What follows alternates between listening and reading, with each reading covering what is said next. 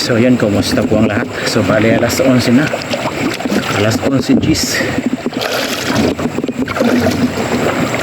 Ngayon lang ulit tayo nakalusong. Nag-busy tayo ng 2 gabi.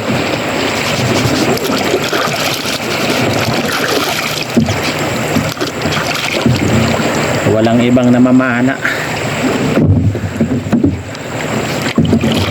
Tayo lang yung mamamana siguro. Pero doon sa may mga taga ano, doon sa sentro ng barangay namin, may isa.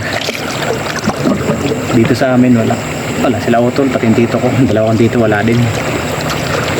Yung isa kong kapatid, isa naming kapatid, hindi na nakakapagpamana. Wala na yung kanyang baterya, hindi pa siya nakakabili. Yun, sana swertehin tayo ngayon para may pa-birthday gift tayo bukas. May 27 yan bukas. Matanda na tayo, 41 na.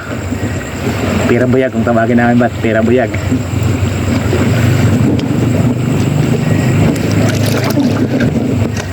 Sana swertehin.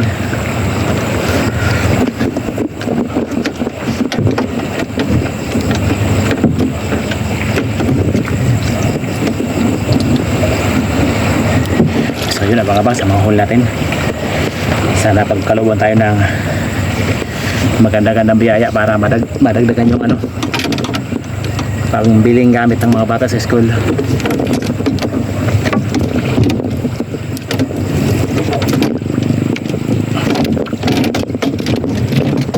Doon tayo ng Kabakungan. Subukan ulit natin pupunta doon.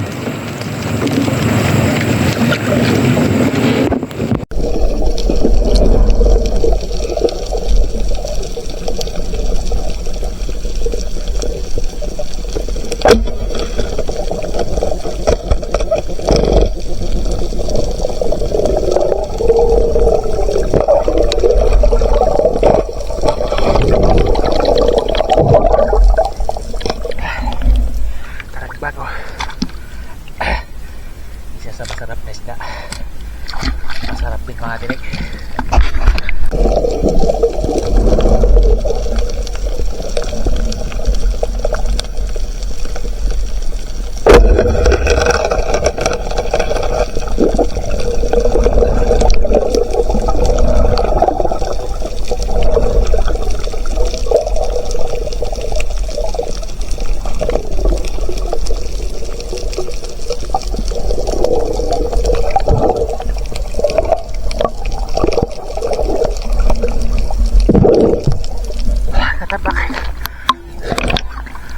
Kaso lang yung baterya ng camera natin wala na, hindi natin kasi na-charge yung camera natin.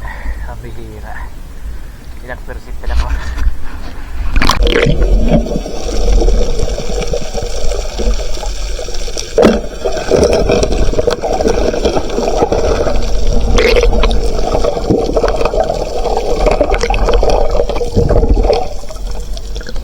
Salbihan.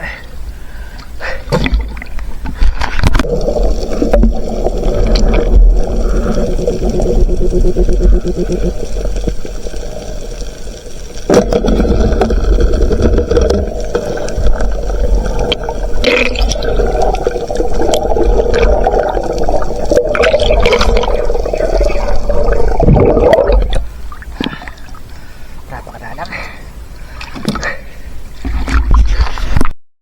A few moments later. So yun, ito lang yung huli namin. Alas 2 na.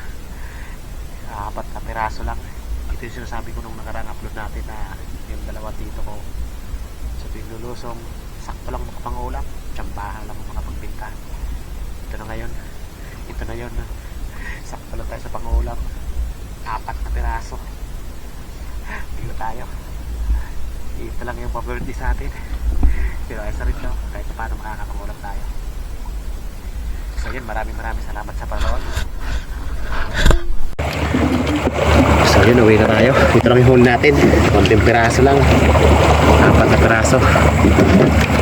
Madalang, kahit anong gawin natin, wala. Tatlong oras na tayo, wala. Sakto lang sa pangulam talaga.